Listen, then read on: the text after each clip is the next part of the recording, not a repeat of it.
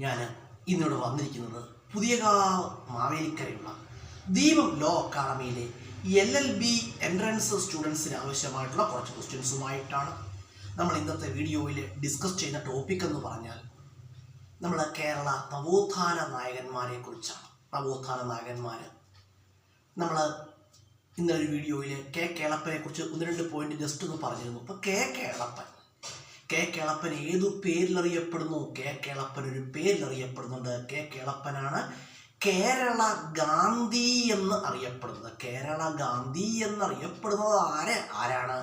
K കേളപ്പനാണ്. K Kelappan is known as Kerala Gandhi. K Kelappan is known as Kerala Gandhi. അതുപോലെ തന്നെ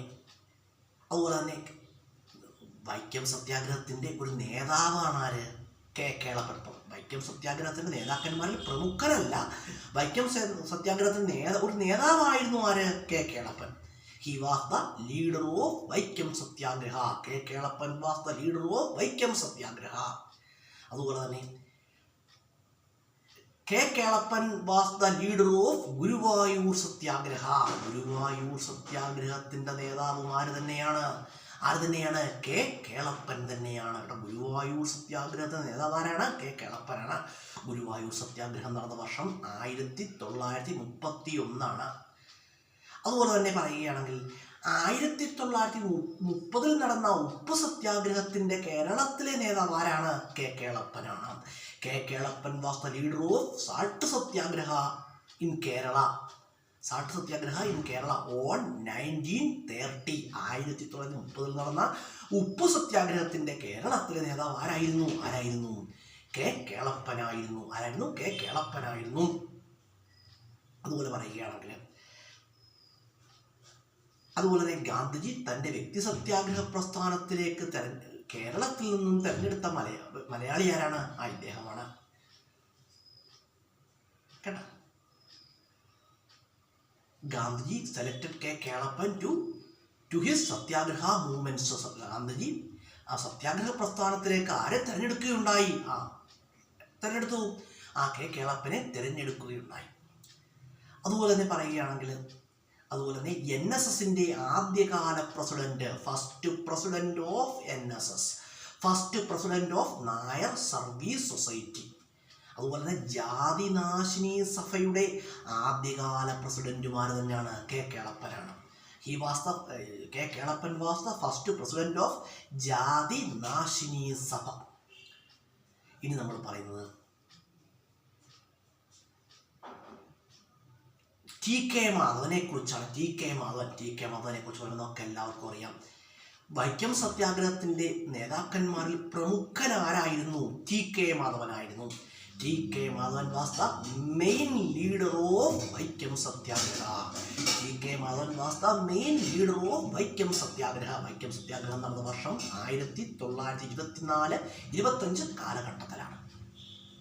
അതുപോലെ വൈക്കം സത്യാഗ്രഹത്തോടെ തന്നെ ടി കെ മാധവനെ കുറിച്ച് പറയുകയാണെങ്കിൽ ടി കെ മാധവനാണ് ഈഴവ സമാജം സ്ഥാപിച്ചത്. T K Madhavan founded Ezhava Samajam on 1903. 1903 Ezhava Samajam T K മാധവനാണ്. അതുപോലെ പറയുകയാണെങ്കിൽ ടി കെ മാധവനാണ് ദേശാഭിമാനി പത്രം ആരംഭിച്ചത്. ടി കെ മാധവനാണ്. T K Madhavan started Deshabhimani newspaper. Deshabhimani പത്രം ആരംഭിച്ചതാരാണ്? ടി കെ മാധവനാണ്. അതുപോലെ ടി കെ മാധവൻ്റെ ഒരു കൃതിയായിരുന്നു, ബുക്കായിരുന്നു ഏത്? എൻ്റെ ജയിൽവാസം. എൻ്റെ ജയിൽവാസം ആരുടെ ബുക്കാണ്? ടി കെ മാധവൻ്റെ ബുക്കാണ്. അതുപോലെ ടി കെ മാധവൻ്റെ മറ്റ് കൃതികളാണ് ക്ഷേത്രപ്രവേശം, ഹരിതേശി, ഡോക്ടർ പൽപ്പു തുടങ്ങിയവ ആരുടെ ബുക്കുകളാണ്? ടി കെ മാധവൻ്റെ ബുക്കുകളാണ്. Major works of T K Madhavan: ഹരിതേശി, ക്ഷേത്രപ്രവേശം, ഡോക്ടർ പൽപ്പു തുടങ്ങിയ ആരുടെ ബുക്കുകളാണ്? ടി കെ മാധവന്റെ ബുക്കുകളാണ്. അതുപോലെ തന്നെ ടി കെ മാധവനെ കുറിച്ച് പറയുമ്പോൾ ടി കെ മാധവന്റെ സ്മാരകം എവിടെയാണ്?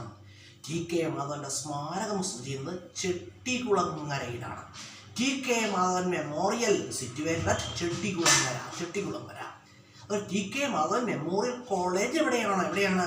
Nangiarkulangara. T K Madhavan memorial college situated at Nangiarkulangara. രണ്ടും എവിടെയാണ്? ആലപ്പുഴ ജില്ലയിലാണ് സ്മാരകവും. അതുപോലെ തന്നെ ടി കെ മാധവൻ മെമ്മോറിയൽ കോളേജും സ്ഥിതി ചെയ്യുന്നത് എവിടെയാണ്? ആലപ്പുഴയിലാണ്.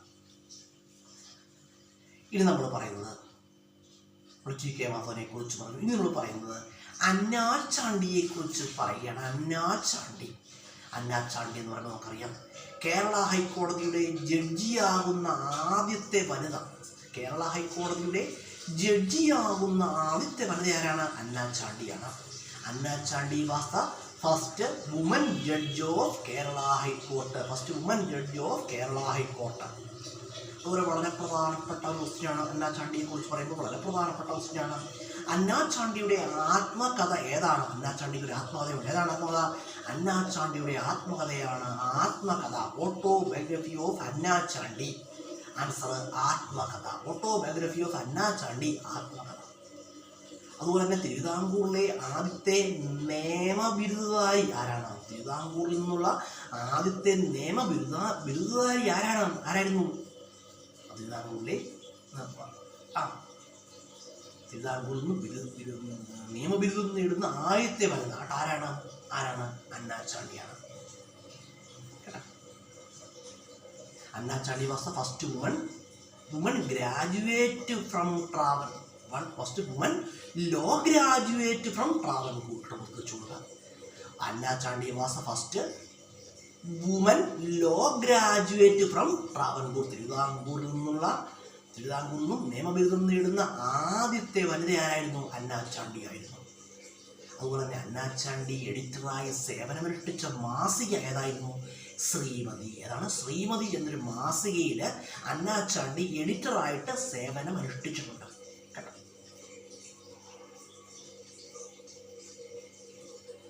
അന്നാചാണ്ടി was the editor of the magazine Shrimati. Shrimati എന്ന ഒരു മാഗസിനിൽ എഡിറ്ററായിട്ട് ആര് വർക്ക് ചെയ്തിട്ടുണ്ട്?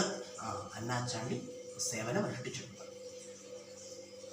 ഇനി നമ്മൾ പറയുന്നത് നമ്മൾ അന്നാചാണ്ടിയെ കുറിച്ച് പറഞ്ഞു, ടി കെ മാധവനെ കുറിച്ച് പറഞ്ഞു, അതുപോലെ കെ കേളപ്പനെ കുറിച്ച് പറയുകയുണ്ടായി. നമുക്ക് തൽക്കാലം ഇത്രയും ക്വസ്റ്റ്യൻസ് മതി. ഇനി നമ്മൾ അടുത്തൊരു വീഡിയോയിൽ വേറെ കുറേ ക്വസ്റ്റ്യൻസ് ഇൻക്ലൂഡ് ചെയ്യുന്നുണ്ട്. നമ്മുടെ വീഡിയോ കാണുന്നവരോട് എനിക്ക് പറയാനുള്ളൊരു കാര്യം, വീഡിയോ കാണുന്നവരെ തുടർച്ചയായിട്ട് കാണുക. തുടർച്ചയായിട്ട് കണ്ടെങ്കിൽ മാത്രമേ നിങ്ങൾക്ക് എന്തെങ്കിലും ഈ വീഡിയോ കാണുന്നതുകൊണ്ട് എന്തെങ്കിലും ബെനിഫിറ്റ്സ് ഉണ്ടാവുകയുള്ളൂ. കേട്ടോ. ഞാൻ പരീക്ഷയ്ക്ക് ചോദിക്കുന്ന സാധ്യതയുള്ള ക്വസ്റ്റ്യൻസ് ഉൾപ്പെടുത്തിക്കൊണ്ടാണ് വീഡിയോ ചെയ്യുന്നത്. അത് കേട്ടോ. ഒരു വീഡിയോ കാണുന്നത് തുടർച്ചയായിട്ട് കാണാം. ഒരു വ്യക്തിയെ വീഡിയോ കാണാൻ നിർബന്ധിക്കുകയില്ല. വീഡിയോ കാണുന്നവരെ വീഡിയോ കാണാം.